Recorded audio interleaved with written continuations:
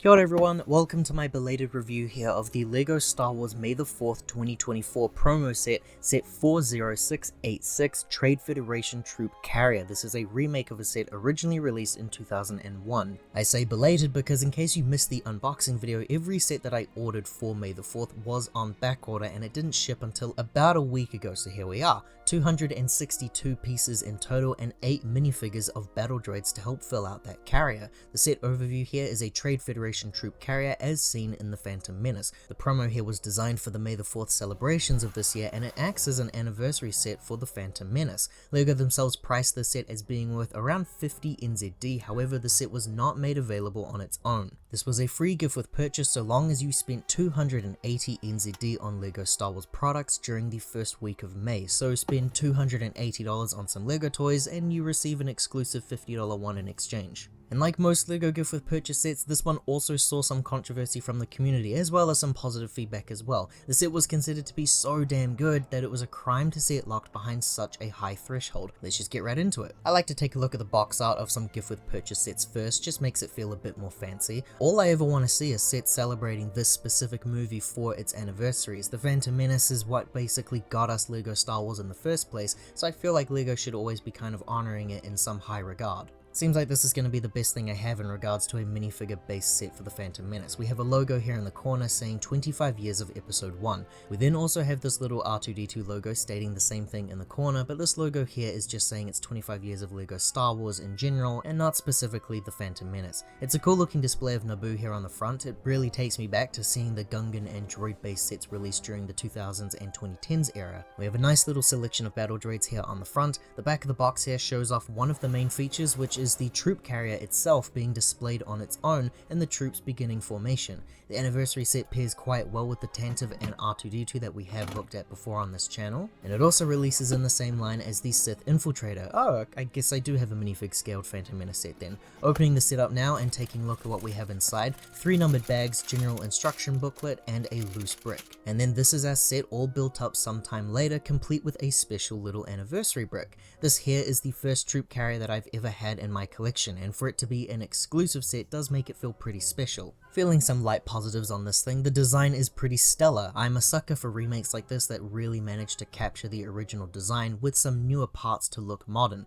Curves and smooth bricks here look really good and the color scheme is great. The pilot section is minimal on its details, but we do have a headlight and a shield guard here and enough room for 2 droids to be standing. Behind them is a weapon rack, which is just a bunch of exposed pieces for the guns to be placed. It's very simple, it's nothing really substantial or interesting. A bit more of a detailed look at the curves and those smooth sections here before we take a look at the droid shelf. It's carrying 6 total figures here, 3 on each side, and I have them placed here in their folded positions. I always loved the look of the droids folded like this in LEGO sets, but I never managed to get one myself. The shelf does have a little bit of movement here, but the rest of the set prevents full movements. It actually wants you to slide the shelf out of its slot here and have them as 2 separate parts, using these plates here with the slides in order to achieve that effect. Pretty cool and satisfying to play with. I'm not sure how the original does this, but I'm assuming it must be pretty similar. It doesn't lock into place or anything though, so just bear that in mind. And now we have full movements here of these walls. Our droids can be removed pretty easily and start their formation. Something I noticed was the 2 different ways that LEGO showcased displaying the droids. The front of the box and the instructions tell you to do it like so, but the back of the box actually shows the droids just standing. I think either design works. It's always worth showing because sometimes a set like this might not be compatible for either option. And the underside of our carrier features these smooth clear parts, which makes the set very easy to slide along most surfaces. The last thing to mention here is the build for this anniversary brick, which was featured in most of the other sets already that didn't seem to involve minifigures. They're all sets that I happily plan on skipping, so to have this brick feels pretty cool, though it did cost me 280 NZD. It's the second most expensive set in this wave to feature the brick right behind the TIE Interceptor.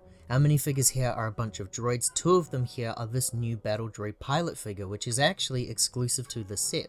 In my opinion, it is the best kind of exclusive figure because we we have seen pilot battle droids before, though it has been a good few years since their last release. These guys feature some unique printing, those very minuscule black marks which may or may not be enough to satisfy the LEGO Star Wars community. You never know these days. Otherwise, they are the exact same figures as other releases, and at the very least they are the same as one another. The other 6 figures are your generic battle droids, which we have seen in well over 30 sets now since 2007, because this variation of the battle droid features the 2 arms where one is sideways and the other is right side up, all complete with blasters, and that just about does it. You can imagine how good the set would have been for those wanting to help build out their droid armies. The instructions for the set are pretty simple. R2-D2 fills us in on the anniversary again, the back of the manual here shows the set fully displayed, and then we have the inventory list and the winning robot. There is no advertisements for the other anniversary sets here. Overall, I'm like a light positive on this one. Once I had it in my hands, I felt better about the set.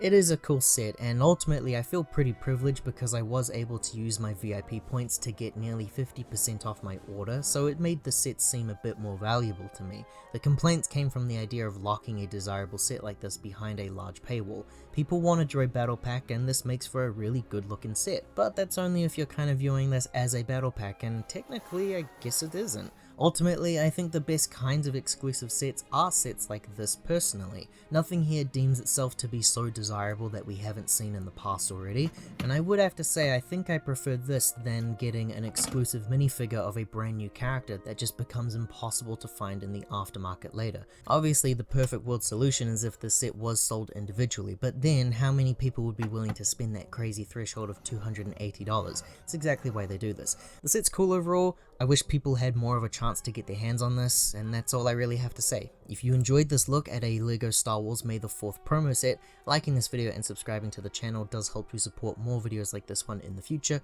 Ka kite ana everyone, I hope to see you all next time.